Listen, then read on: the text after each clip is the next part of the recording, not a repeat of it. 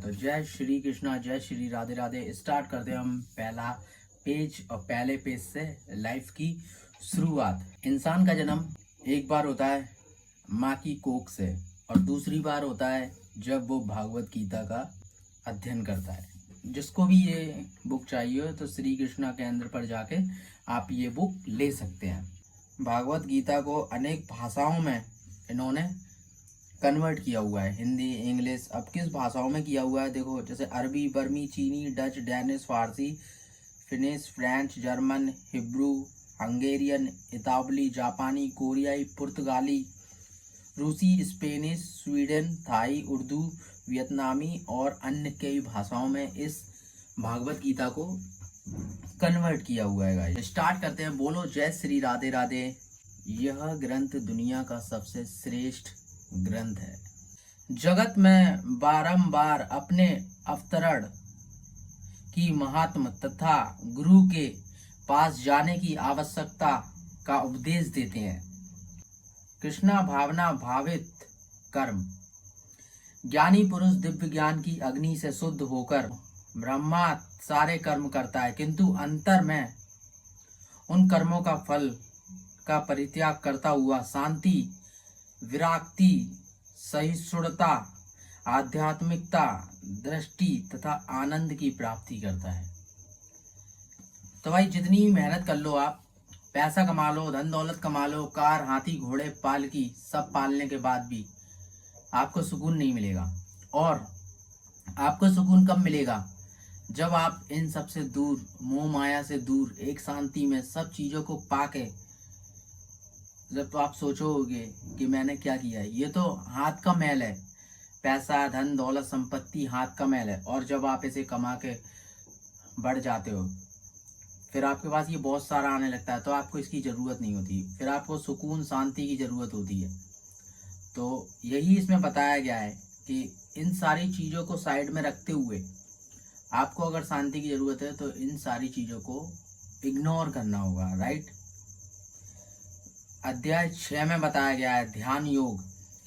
अष्टांग योग मन इंद्रियों को नियंत्रित करता है और ध्यान में को परमात्मा पर केंद्रित करता है। इस विधि का परिणति समाधि में होती है भाई। यानी कि अगर आपको ज़्यादा एस इंजॉयमेंट सब चीज़ों की ज़रूरत होती है और अब आपको ये त्याग करना है, तो भाई आपको समाधि लेनी पड़ेगी। अगर आप ये दुनिया के सिस्टम में फंसे हुए हो ना, तो आप इनका कभी भी त्याग नहीं कर पाओगे। आपको अकेले रहना पड़ेगा, ध्यान लगाना पड़ेगा और समाधि की साइड जाना पड़ेगा, क्योंकि ध्यान योग इज ए बेस्ट।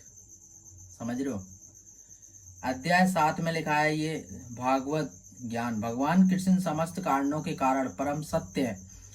महात्मगण भक्ति पूर्वक उनकी शरण ग्रहण करते हैं, किंतु अपवित्र जन पूजा के अन्य विषयों की ओर अपने मन को मोड़ देते हैं।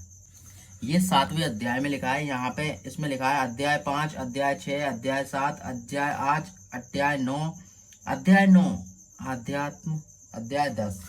ठीक है, तो अभी ये अध्याय 11, 12, 13, 14, 15। ठीक है, तो ये सारी चीजें हैं इसमें। ये अध्याय उपसंहार, संन्यास की सिद्धि, अध्याय 17, अध्याय 16, अध्याय 18, अध्याय 18 है गाइस इसमें। ठीक है, और ये अपना है भाई पृष्ठभूमि। यद्यपि भागवत गीता का व्यापक प्रकाशन पठन होता रहा है, किंतु संस्कृत आज से लगभग 4000 वर्ष पूर्व भगवान श्री कृष्ण ने अपने मित्र तथा अर्जुन को भागवत गीता का उपदेश दिया था। तो दोस्तों हम शुरू करते हैं भागवत गीता का पृष्ठभूमि, राइट। यद्यपि भागवत गीता का व्यापक प्रकाशन और पठन होता रहा है, पठन यानी पाठ होता रहा है, लोग पढ़ते हैं, किंतु मूलतः यह संस्कृत महाकाव्य महाभारत की एक उपकथा के रूप में प्राप्त है। महाभारत में वर्तमान कलयुग तक की घटनाओं का विवरण मिलता है। इसी युग के प्रारंभ में आज से लगभग 4000 पूर्व भगवान श्री कृष्ण ने अपने मित्र तथा भक्त अर्जुन को भागवत गीता का उपदेश दिया था। उनकी यह वार्ता जो मानव इतिहास की सबसे महान दार्शनिक एवं धार्मिक वार्ताओं में से एक है।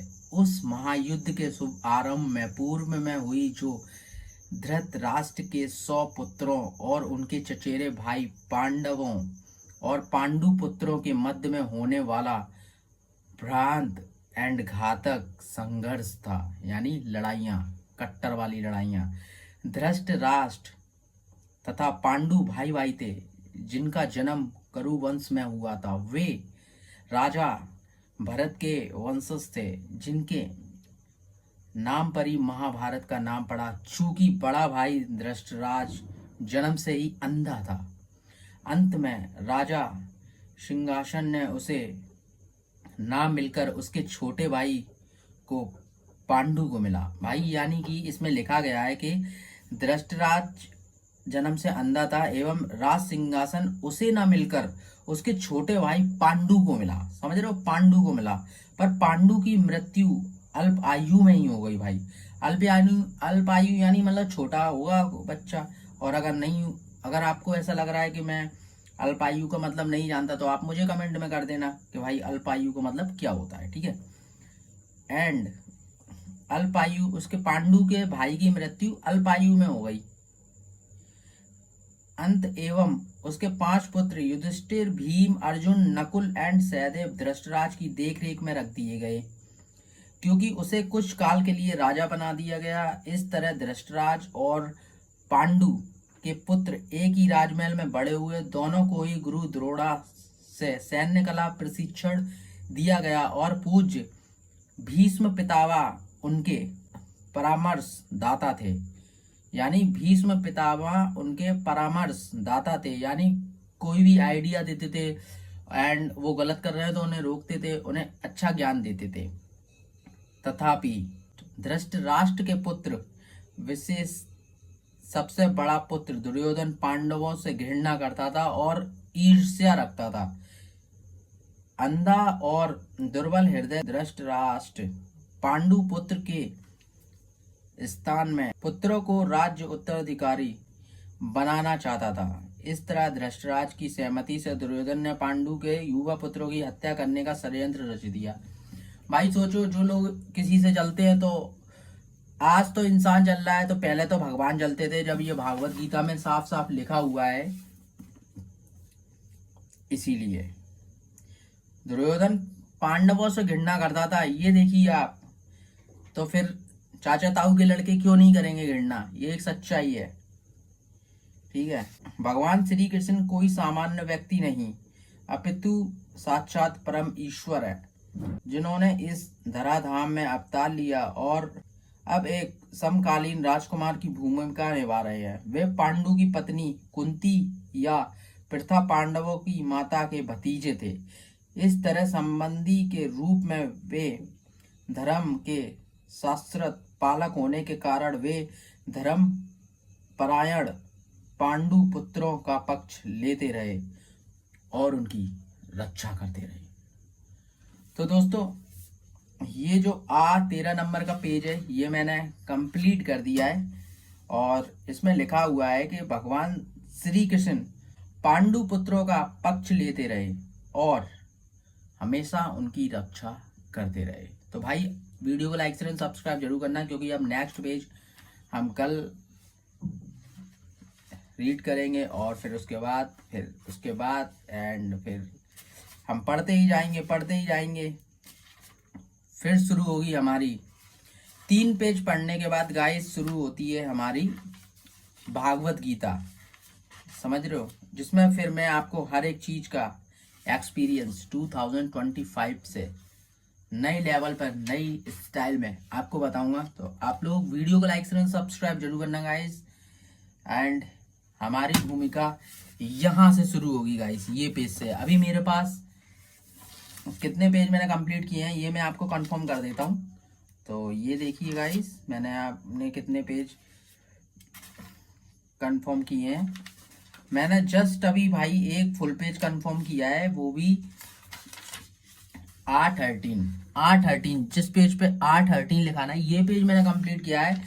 और इस पेज पे पता है मुझे लास्ट में कि श्री कृष्ण पांडु पुत्रों का पक्ष लेते थे, ठीक है। और ये हमारा दूसरा पेज है और ये तीसरा पेज है।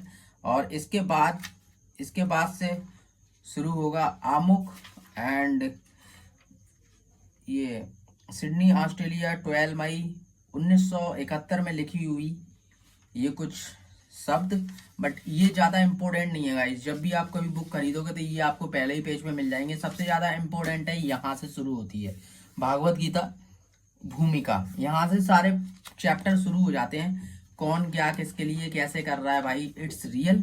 तो आप लोग वीडियो को लाइक शेयर एंड सब्सक्राइब करें। बोलो राधे राधे।